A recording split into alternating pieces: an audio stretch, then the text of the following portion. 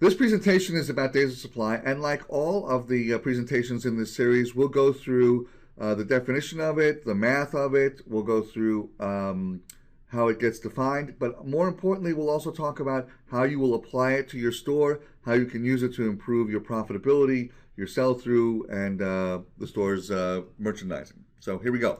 We start every one of these with my favorite quote here from Lord Kelvin, which is, "You cannot improve what you do not measure." So as you look at days of supply, what are we measuring? We're merely measuring how many days we have this thing in stock, and we want to make sure that we're improving that we're actually getting that within the acceptable range of days of supply that we want to have, so that we're not having stuff for way too many days and sitting in our inventory for forever, or it's too short and we don't get a chance to get all our customers to see it and possibly buy it.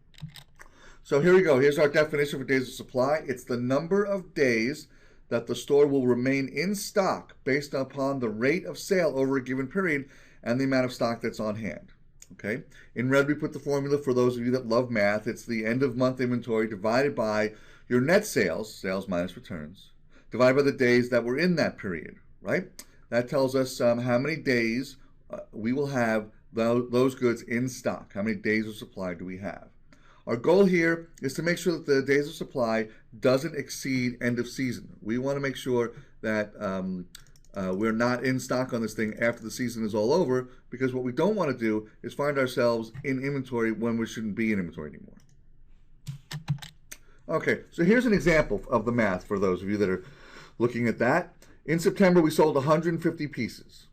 Our average daily sales then are 150 divided by the 30 days in September. It means that every day we sell 5 pieces on average.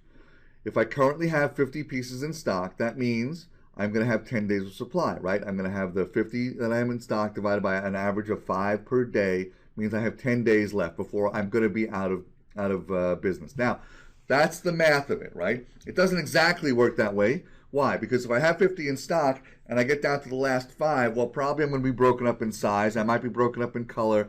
I might not have a great assortment, so it may take me a little longer to sell that last 5 than just one day. So it's just a rough average to give you roughly where you're at and how much time you have before the thing actually is gone and you don't have it anymore to sell. Okay? So how do we use it? Well, of course, it tells us how long we're going to be in inventory, how long until this thing runs out of stock, until it's all gone. But we can also use it to set some reorder points. For those of you that like to have mins and maxes out there, you can study this to figure out, what should the min be, what should the max be, and you can use it to evaluate those reorder points.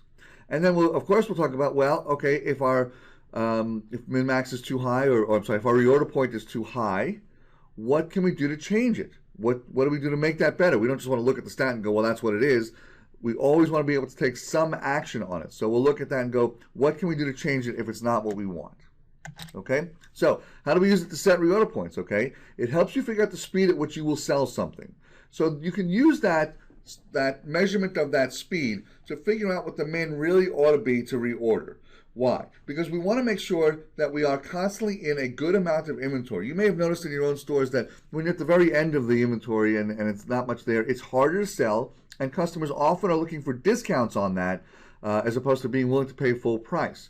Also, it speaks to the whole concept of narrow and deep, right? We want to be narrow and deep in our inventory, and if we're not deep, then customers don't know if it's the right thing to buy. Gee, there's only 2 left. Does that mean that it's not good anymore? Has it gone out of style? Is it not right for me? That sort of thing. So setting the right min means that you'll make sure that you are narrow and deep and have enough stock to actually make a great sales presentation on the floor.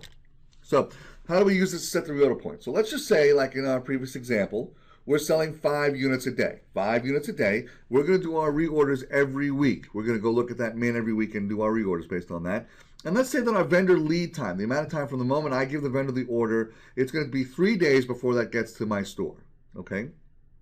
So I want to set the min to equal the rate of sale plus the lead time plus the amount I need to look like I've got something on the floor, right? I actually learned this from a housewares company that was selling towels, and we initially just looked at rate of sale. It's not enough because he had to make sure he had a full rack of towels there so that the customer looked at it and said, wow, he's got a lot of towels. I'm sure I can find the towel I want in that presentation. So we set the mins there based not only on lead time and not only based on what the rate of sale was, but also, does he look like he's in the business? Does his presentation look right? So in this case, we took the amount we're selling per day, which is 5 units, times the number of days in a week is 7. So that's the first part of that equation right there. We add to that the lead time. It's going to take 3 days to get here, and I need to sell 5 a day for those 3 days, so I'm going to add that to it. Plus, my basic presentation, what I need to actually look like I'm in the business is to have 5 units on the shelf. So if I add all that together, my min really should be 55 pieces. Caution about that. Remember, we're talking about, sometimes when we're talking about seasonal merchandise, you want to make sure that you've set the mins, but that you also recognize when you're getting to the end of the season, you don't have to hit that min. You want to figure out when that season's ending and when you're going to sell that down and be clean on that inventory. Okay, how do I use this stat, days of supply, to improve my business? Well, in almost every stat I'm going to talk about, probably one of the first things I'm going to talk about is vendor discussions, right? So if you've got goods on the floor and it says, you look at your days of supply stat and says, I'm going to have this thing for another 90 days. Okay, that's kind of a disaster, right? Unless it's at the very, very beginning of the season and you intentionally bought it early, like if you were buying goods from Europe and landing in the United States, okay, or you were buying them from overseas. You want to make sure that you've told your vendor that based on the rate of sale, this is how long I'm going to have that inventory. Why do you want to tell the vendor? Number one, they want the feedback from you. They want to know how their goods are performing in most cases. Number two, if you need help from that vendor, they will give you things to help you. Sometimes we find that the most talkative retailers, when they talk to their vendors, especially when they're talking about statistically what's happening and can give that vendor actual stats as to what's going on in their business, what we find is that those vendors are very helpful. Sometimes they'll sponsor a sales contest. Sometimes they'll say, well, let me trade you out. Sometimes they'll tell you, well, I think your price points are a little bit off, or let me come to the store and look and see how you've merchandised it. Maybe it's not right. So don't be afraid to go back to your vendor with this and all the other stats and say, hey, you know what? This isn't working right now. And by the way, on the other side, if you're selling it too fast, you want to go back to the vendor and say, listen, I'm going to be out of business in 15 days. Do you have any more? If not, what can I replace it with? What should I be putting there? Okay. Vendors like to say they're your partners, so really partner with them, but use the statistics to do that. You may find that you overbought something. You know, there's no such thing as a perfect buyer, so maybe you bought a lot of this because you thought it was great and your customers don't agree. So you may have to take a markdown. But before you take a markdown, maybe do a spiff, a salesperson incentive fee, right? Maybe you've got a lot of this stuff and your salespeople are not selling it. Maybe offer them a little something to make sure that they're featuring it, that they're offering it, that they're talking about it. And for those of you that are in multiple store locations, sometimes you may find that it works well at store 1, doesn't work well at store 2. Okay, let's get the goods out of store 2, bring it back to store 1. The key here is that each of your locations are different. They have the same name on the door, but that doesn't mean that it's the exact same customers and it's the exact same market, and all those things are different. You have to look at each store individually and you have to decide, where is this thing going to sell? And let me be clear, I'm not a big fan of transfers because all we've done is add more cost to the merchandise, but I want to make sure that you're, again, considering the flow of the goods, moving the goods out. I've got to get these goods out so I can bring in the next season's goods, and the more often you're turning your goods, the more profitable you're going to be. Here's a great quote from my friend Mark Weiss, who's the managing director of Management One. He says that inventory is your most important asset. It is the gas that makes the car go. The best marketing a retail store ever had was having the right merchandise. I think that's such an important quote. And it came up because he and I were having a debate over retail marketing at one point. And he said that exact sentence to me. Inventory is the most your most important asset, and having the right inventory is the best marketing a retail store ever had. You know, you can do everything you want in terms of all the social media, and you can do great events, and you can do great advertising, and you can do all the great things that there are. But if you do all that stuff and drive customers into your store and they don't see product that they like and don't see product that they want, they're not coming back. And you will have to do 5 times that marketing to get them back again to convince them that you've changed your ways. So having the right inventory is the most important thing for your marketing as well as for your profitability. Okay, so let's see how we can find these statistics inside Retail Pro. So what I've already done is I've found a particular item, and then I clicked on the item profile button, and when I did that, I get this screen right here. Now, for days of supply, I chose to show this to you on a style basis because it makes more sense on a style basis than on a department basis, okay? And what I did was I took this particular month of May, and I actually put it out to a spreadsheet so we could really focus on some of these statistics, but this is where all this stuff is coming from, okay? So when I look at this particular style for store 1 for the month of May, okay, they sold 167 pieces.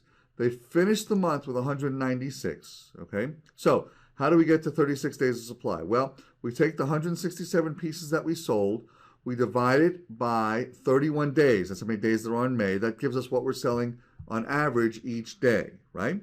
You take those daily averages and you divide it by the inventory I have left, and it tells me that I've got 36 days of supply based on the rate of sale I sold it last month and the inventory I have left. That's how I get to 36 days of supply, DOS. All right, how are you going to use this in your business? So a couple of things. Obviously, it doesn't work well on the department level. It works really well on the style level. And it is a great predictor of where you're going to end up. One of the best ways I've seen to use this is, many of you like to use mins and maxes in your business.